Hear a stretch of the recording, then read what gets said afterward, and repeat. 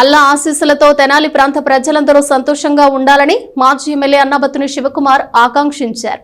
బక్రీద్ పండుగ సందర్భంగా ముస్లిం మైనారిటీలందరికీ శుభాకాంక్షలు తెలియజేశారు.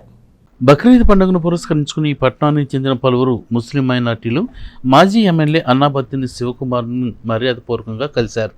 స్థానిక గంగానంపేటలోని వైసీపీ కార్యాలయం వద్ద శివకుమార్ను కలిసిన ముస్లిం సోదరులు ఆయనకు బక్రీద్ పండుగ సందర్భంగా శుభాకాంక్షలు తెలియజేశారు. పార్టీకి చెందిన మైనార్టీ నాయకులతో పాటు వివిధ ప్రాంతాల నుండి ముస్లిం సోదరులు వచ్చి కలవడంతో వారందరికీ ఆయన పండుగ శుభాకాంక్షలు తెలియజేశారు.